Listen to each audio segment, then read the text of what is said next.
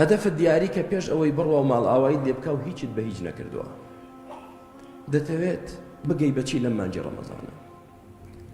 دەتەوێت خوا لە گوناهت خۆش بێت؟ دەی بزانە ڕێگای لێخۆشبوونی گوناه کامەیە؟ ئەو ڕێگایە بگرە بەری نەدەیت تا نەگەیتە هەدەف، تا وەکو کۆتایی ڕەمەزان بەردەوام بە لەسەر ڕۆژوگرتن و شەو نوێژ و دوعاکردن و زیکرکردن و قورئان خوێندن بۆی خوا لە گوناهت خۆش بێ، وەڵڵاهی لێت خۆش دەبێت. هەدەفی چیترت هەیە؟ هەدەفم ئەوەیە کە کۆمەڵێک مشاکل و ناڕەحەتیم هەیە، کۆمەڵێک قەرزم هەیە، خوا لە مشکلەکان ڕزگارم کا و قەرزەکانم بۆ بداتەوە و بواری ژیانم خۆش کات. دەی دەزانی لەگەڵ ئاەتەکانی ڕۆژوو کە خوا دای بەزاند، ئاەتێکی دابەزاند کە باسی دوعایە. وإذا سألك عبادي عني فإني قريب.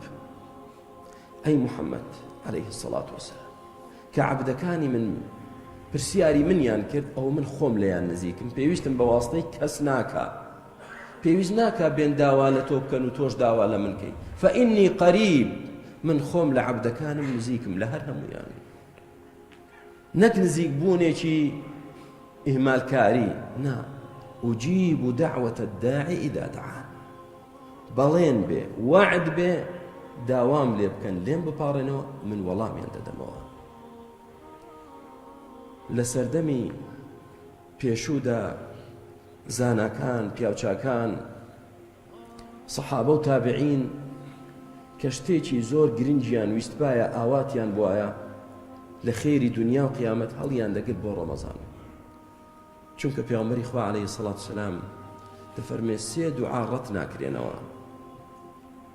دوعای باوک ڕەت ناکرێتەوە، دعوەت الوالد. دوعای مەظلوم ڕەت ناکرێتەوە، و دوعای صائم، دوعای ڕۆژوەوان ڕەت ناکرێتەوە. بۆیە لە مانگی ڕەمەزان تەرکیزیان دەخستە سەر ئەو دوعایی کە دەیانەوێ و یەقینیشیان هەبوو خوای گەورە وەڵامیان دەداتەوە. بەشی من و تۆ لە دوعا چی؟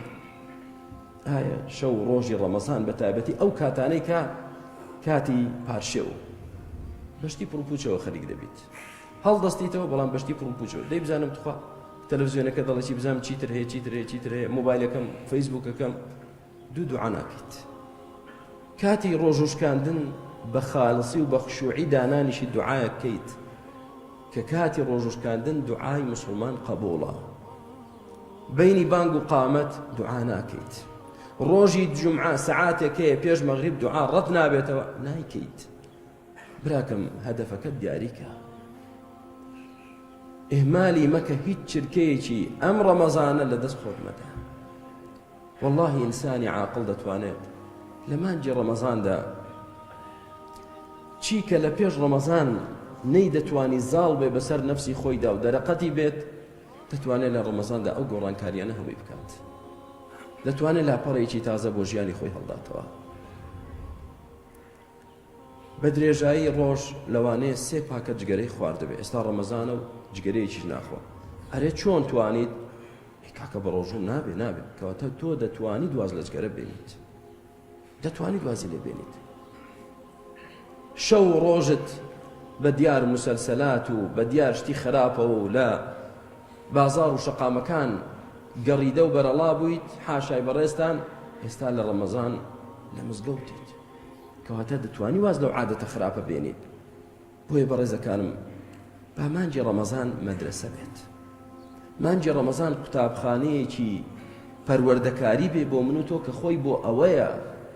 پەروەردگار دەفەرمێ كتب عليكم الصيام كما كتب على الذين من قبلكم لعلكم تتقون.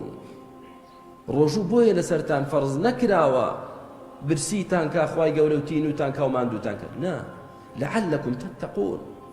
پشک و ئێوە وردە وردە ببن بە کەسێکی تەقوادار، کەسێک کە خۆتان لە هەموو خراپەیەک دەپارێزن، کەسێک خۆتان لە هەموو ڕەوشتێکی ناشرین دەپارێزن، دەمتان دەپارێزن لە جنێ و غەیبەت و بوهتان، چاوتان دەپارێزن لە حەرام، گوێچکەتان دەپارێزن لە گۆرانی و مۆسیقا و غەیبەت و بوهتان، دەستت دەپارێزی لەوەی کە درێژی کەی بۆ حەرام، قاچت دەپارێزی لەوەی بڕۆی بۆ شوێنێکی گوناه. پشک و ڕابێن کەسی بە تەقوا بن.